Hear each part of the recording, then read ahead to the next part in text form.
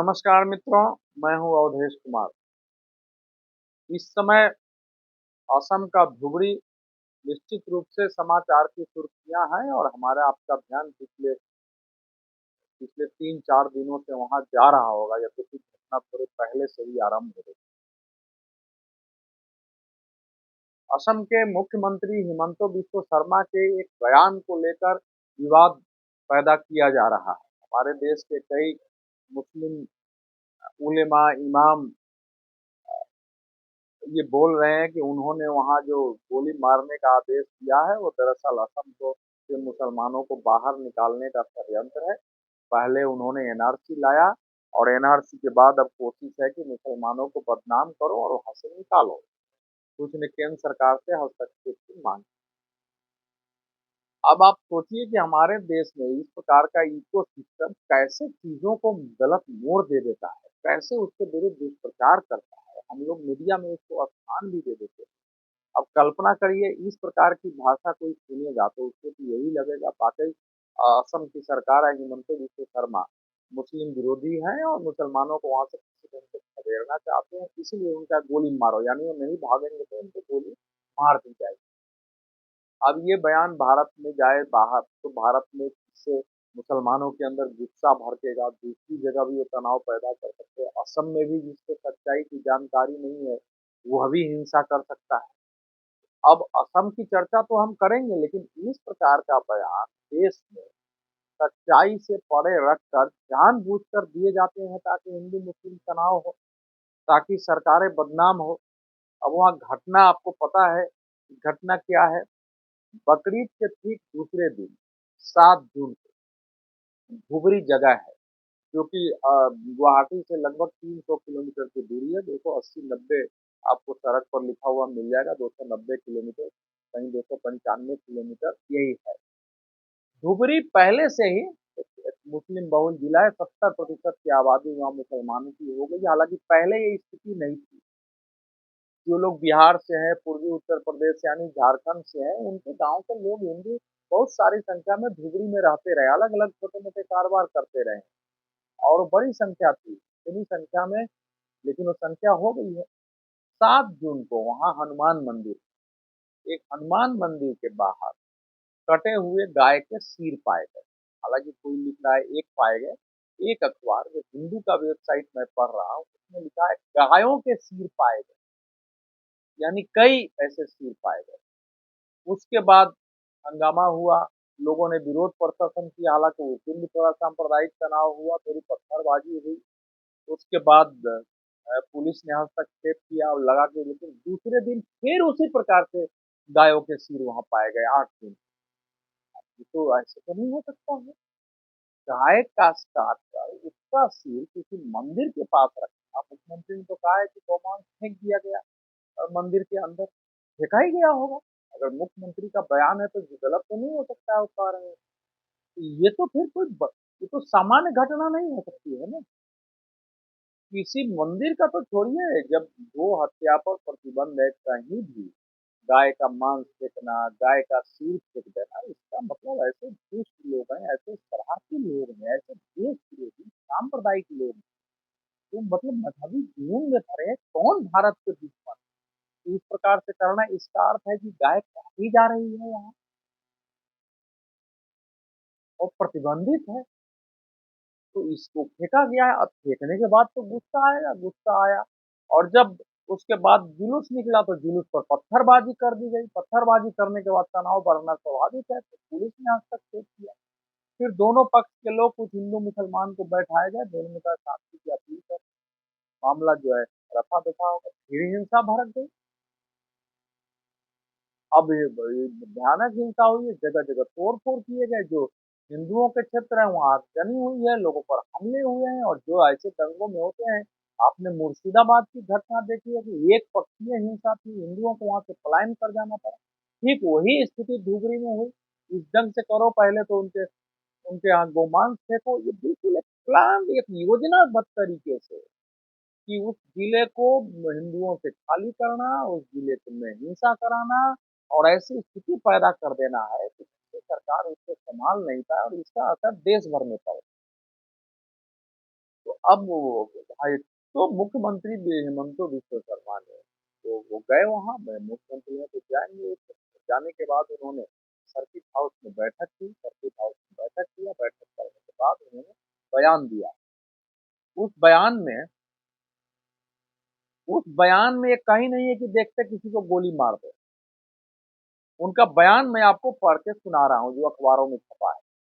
उन्होंने ये कहा है, धार्मिक स्थलों के अपमान पर जीरो टॉलरेंस की नीति अपनाई जाएगी। यानी कोई भी धार्मिक स्थल पर इस प्रकार से होगा तो उसको सहन नहीं किया जाएगा। जो भी मंदिर या पवित्र स्थल को नुकसान पहुंचाने की कोशिश करेगा उस पर कड़ी कार्रवाई होगी। आगे सुनिए। अब आगे वो बोलते हैं, अगर कोई पत्थरबाजी करता है और उस पर शक होता है तो पुलिस उसे गोली भी मार सकती है। ये बयान यानी अगर कोई पत्थरबाजी करता है और उस पर शक होता है तो पुलिस उसको गोली भी मार सकती है। यानी गोली मारने का आदेश है। जनरल नहीं है कि किसी को ऐसा कोई आदेश दे सकता है कि जनरल लोगों को गोली मार दे।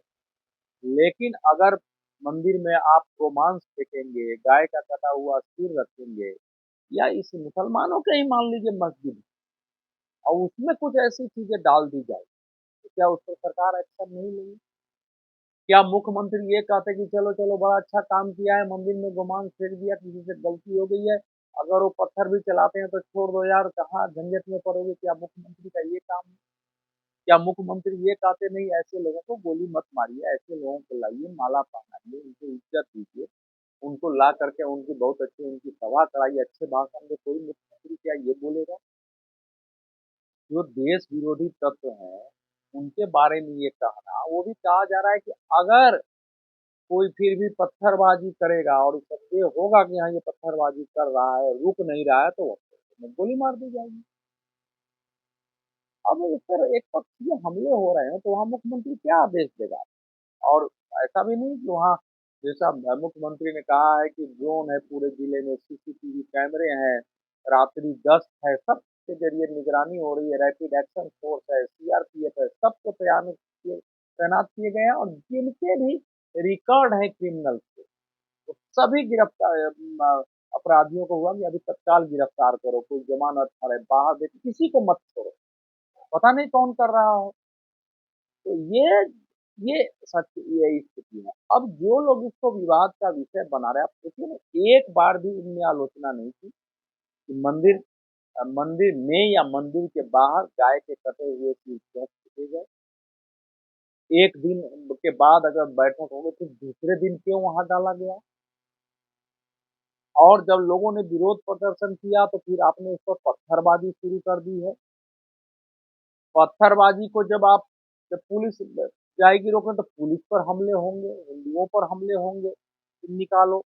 जैसे ये बात पश्चिम बंगाल के राज्यपाल ने मुर्शिदाबाद अलगाववाद की बात की थी और संदेह ये था कि बांग्लादेश के सबसे उनसे प्रभावित कर मुर्शिदाबाद बंगाल में मुस्लिम बहुल जिला है और उनको बांग्लादेश मिलाने की कोशिश करते हैं। ऐसे मुस्लिम जिला बना दो तो इसको स्वायत्त जिला बना दे और पश्चिम बंगाल से इसको अलग कर दे।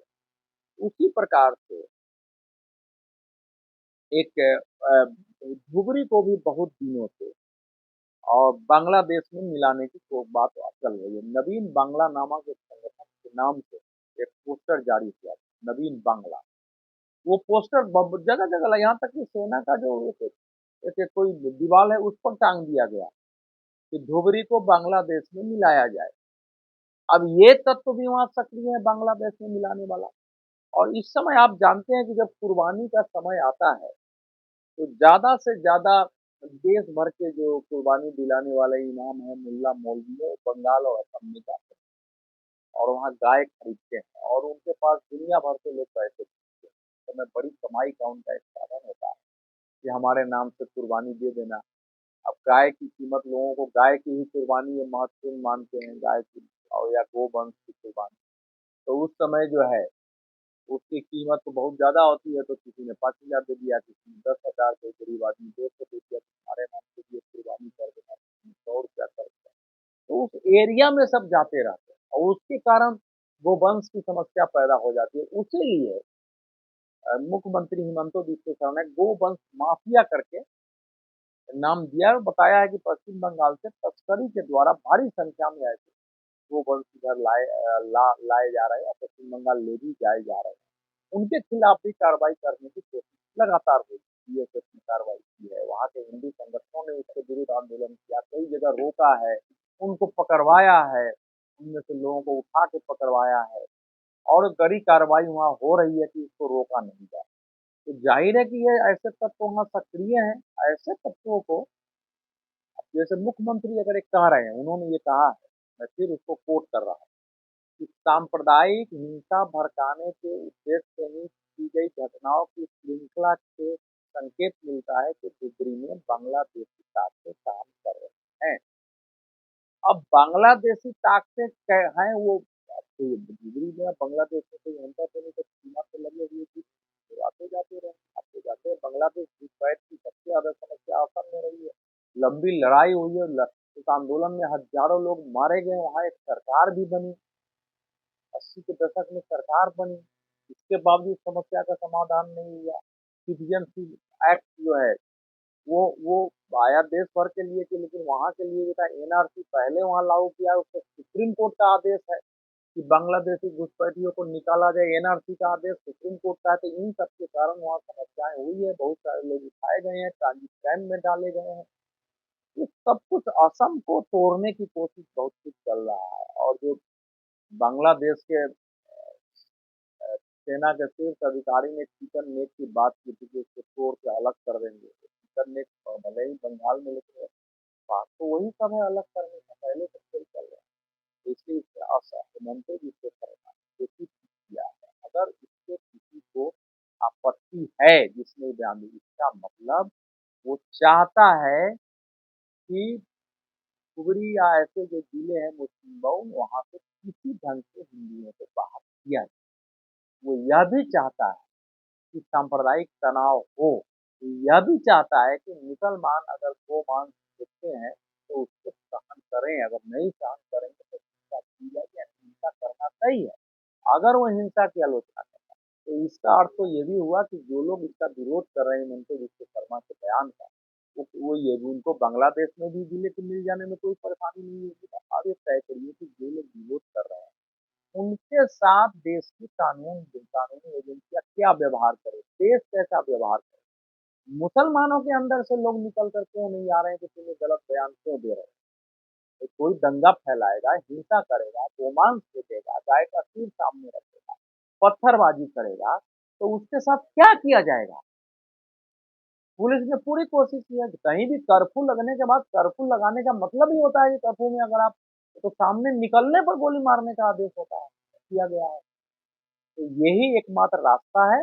ऐसे तत्वों की बिल्कुल खोज होनी चाहिए, पूरे देश को इसके विरुद्ध खड़ा होना चाहिए, इसमें राजनीति नहीं होना चाहिए, जो इसका समर्थन कर रहे हैं उनकी भी गिरफ्तारी होनी चाहिए। बहुत बहुत धन्यवाद।